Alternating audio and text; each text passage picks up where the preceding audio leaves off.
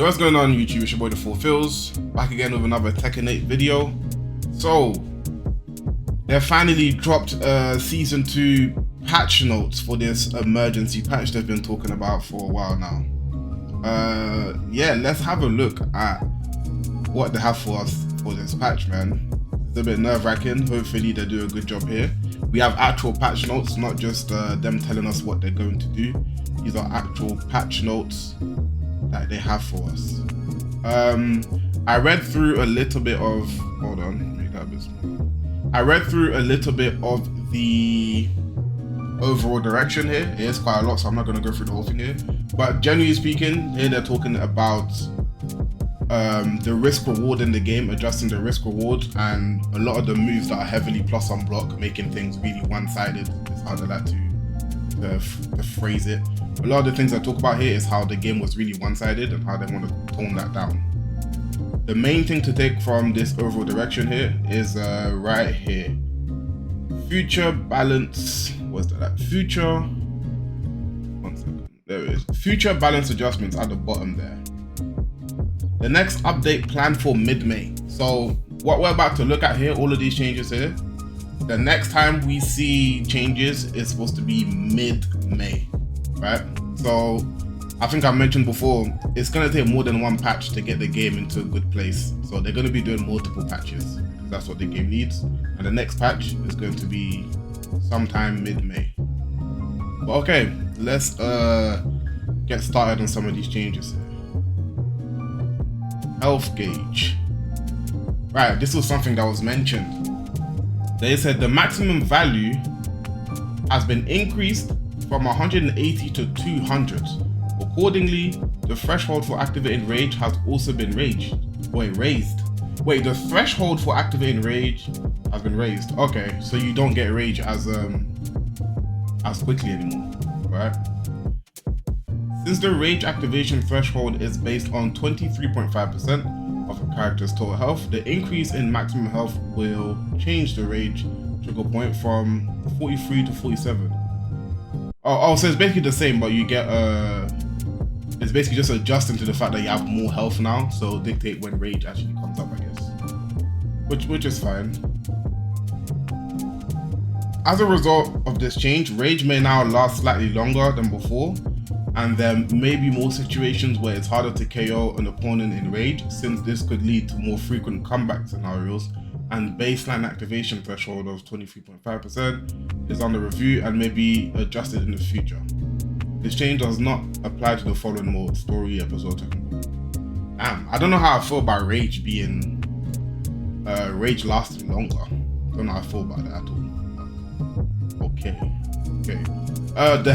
The extra health thing, I tweeted about this. I'll throw it up on the screen somewhere. I tweeted about this a while ago, and it wasn't to do with Tekken, it was to do with like all the modern fighting games currently.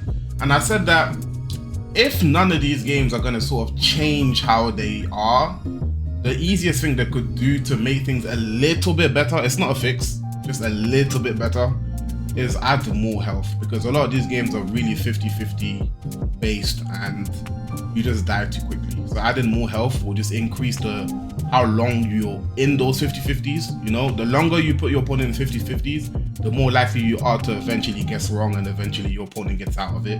So extra health helps with little things like that. So I actually do like extra health. I do like it. The next one is throws.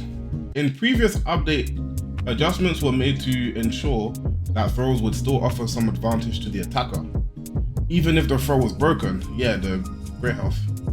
Broken based on the idea that throws are less effective against opponents who can react and tech after seeing the throw animation. However, considering that throw breaking is a high-level technique reflecting the player's practice and reaction speed, it was deemed excessive to impose a penalty on the defender for successfully breaking a throw. As previously announced, the following change has been implemented. The mechanic where the defender receives 5 recoverable damage upon a successful break has been removed. Thank you. Do you know what this shows? This shows that they can actually remove, if they really wanted to, they can just remove a lot of mechanics that people don't like. They have the ability to remove things. They do. Because I feel like that's an argument a lot of people put. It's like, oh, they can't remove it, so they'll probably tone it down. But they can remove it. They can remove it. You know. So I'm happy that's been removed. I don't know why we were breaking throws and losing health for it. That made no sense before. I'm glad that's gone. Next, heat engages. Oh, that's a big one. Heat engages. After a hit, when transitioning into a running motion, the opponent's recovery time has been reduced by 8 frames, changing the frame advantage from +17 to +9. Ooh. This is probably one of the best changes I've seen yet. This is a very good change. Very good change. Now, after he engages, you're not just literally helpless. You know, you can attempt side steps, you can attempt power crushes. You can actually try something. You know, you're not completely defenseless to where you just have to sit there and block. And yes, all the time. I definitely like that change a lot. I wouldn't even mind it if it went even further down from +9. If it was like +5, I'd prefer that even more. But I guess +9 is a step forward. +9 is a step forward. Heat dash.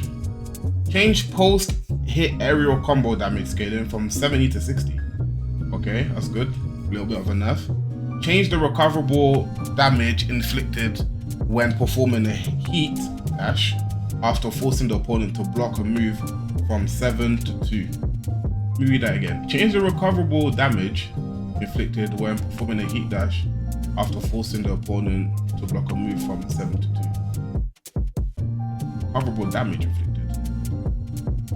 Oh, so the recoverable health from 7 to 2. Okay, so you don't take off recoverable health like as much as you would before now. That's decent. That's actually decent. That all ties in with having extra health and, you know, your recoverable health coming back at the same time. Due to this change in aerial combo scaling, discrepancy has been identified between some sample combos and actual combo damage.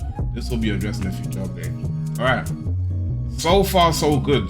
Outside of, I don't know how I feel about Rage lasting longer. But we have extra health now, so I guess that's what balances it out maybe. But so far, so good though. So far, nothing crazy. So far, so good. Positive. Chip damage. Ooh. Okay, let's go. To reduce chip damage on block, the following adjustments have been made. Moves that do not normally deal chip damage. To lessen the additional chip damage applied during heat, the chip damage scaling has been changed from 25% to 20%. As a result, chip damage from blocking heat smash has been lowered overall. Okay, so from 25% to 20%. I still feel like it's a bit high. I think it's like they want to make chip damage the identity of Tekken 8. I still feel like 20% is a bit high. I feel like, because it's not like people use one move that does chip damage and that's it. They do chip damage over and over again and over again until it builds up super high and it's like, I've lost all this health to chip damage. So I feel like it could be even less than 20%. It could be 10%, 5%. Moves that deal chip damage by default. Adjustments were made so that no additional chip damage is applied during heat for the... Oh, this is good. This is good. So obviously some moves that already did chip damage, when you're going to heat, they will do extra chip damage. Now that doesn't apply anymore. It does the same amount of chip damage it will do outside of heat. So there's no point in buffing chip damage when you already had it before outside of heat. So I like that, that's good. Moves whose properties change in heat, or moves that deal increased chip damage due to a character specific heat system. Due to the revised chip damage calculation, some moves were exhibiting excess variances in chip damage. Balance adjustments have been made accordingly. Alright, okay. Key charge. See what they've done to key charge. In the previous update, adjustments were made to reduce the overwhelming impact of counter hit based offense. However, it has since been determined that combining charge attacks with elements like rage or stage gimmicks can lead to excessive, potentially match-ending damage in a single hit. As such, further rebalancing has been implemented. When a charge attack hits the opponent, the damage scaling on the first hit has been changed from 150 to 110. Okay, that's a nerf on the damage. People will just ski charging, and then they'll do a next counter hit like a death fist, or just doesn't have to be a death fist. The next attack they will do, if it's like a big attack, it'll just do crazy amounts of damage, man. It's too much. So now that's been toned down. The damage on it has been toned down by 40%. Moves that induce wall stagger. In future Tekken 8 updates, the development team is committed to minimizing situations that lead to one-sided exchanges. They've used this term a lot in these like patches and updates they've been giving us. One-sided exchanges. Amongst these moves that trigger a wall stagger on block were a particular concern. Such moves could easily create extreme advantage, like +10. So they're talking about the wall staggers or more when using a wall, forcing the defending player into powerful mix-up situation without any opportunity to respond.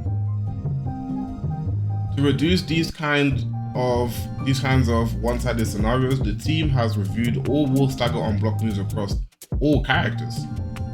Any move that previously created an advantage of +10 on block will no longer trigger a wall stagger when blocked. Oh, no more wall staggers. I like that. Here's the thing, right?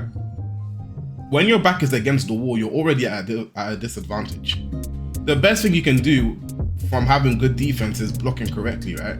But then with wall staggered, you would then block and still be -10 because of the wall stagger, -10 plus because of the wall stagger, and then you're in a 50-50. So I'm already at the wall. Is that not enough? So the fact that they've removed the wall stagger from these moves is another step forward, because it really wasn't needed. You already have the wall. I can be wall splatted. You know? Alright, cool. Throw break. Fix an issue where certain input combinations allow players to break throws that should be only breakable with either 1 or 2 only, effectively enabling breaks for both types of throws. Okay. Cool. That's a consistency. Alright, so now we have the characters that have some changes. There seems to be quite a few of them. I'm not going to go through every single character. I'm going to skip through just a couple characters I want to see. And I kind of want to look at Anna, because Anna currently has the bug, right? With her stance, the chop. I kind of want to see if they've changed that. What is that? Oh, here it is. During Chaos Judgment. Oh, where is it at? Slap reversal, here it is. Fixed an issue where an action that should have been exclusive to certain characters could unintentionally be performed by all characters. Fixed a bug where unintended moves could be triggered by specific command inputs. Okay, so they fixed that. If you guys are not aware, which I'm sure most of you are, but if you're not, Anna had a bug where she could basically use her back two, which is her slap, and then the opponent could back to back. It used to only be available to female characters, I believe. Now it's available. It was available to male characters.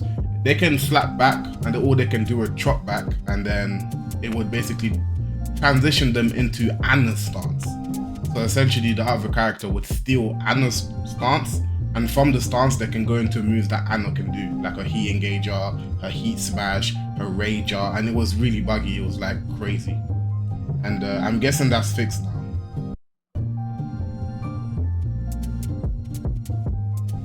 Yeah, I'm guessing that's fixed now, so that's good. That could not stay in the game. Okay, who else have they got here? I kind of mainly wanted to cover the changes to the games, like mechanics and heat engagers and stuff. What else do we have here? Maybe we can look at Nina, if Nina's changed. I see her name. Nina's only got one change. Oh, she got the change to the slap against Anna as well. Okay, that's cool. Alright, I'm not gonna go into all of the individual characters. I just kind of wanted to cover the most important thing for me, which was the main game. And from the overall direction, what they're saying is that they're toning down a lot of the plus frames on a lot of the characters. So yeah, I'm just looking to see how many more of these patches we're going to actually get. Because I think if they keep doing these patches, right, within maybe 3-4 patches, the game may be in a much better spot. But I like this patch. I like what they've said here. Like I said, the only thing that was a little bit scary for me was the rage situation. But yeah, that's it. Alright, well, it looks like the devs are finally taking a step forward, man. It's been a long time coming. It looks like they're finally taking a step forward. I probably still won't be playing the game much. I don't think this is enough for me yet. I'll wait until a couple more patches go by. But I'm glad they're taking a step forward, man. Let me know what you guys think about this this patch. Let me know if you guys are gonna start playing the game again now. And yeah, man. I'll see you guys in the next video. Peace.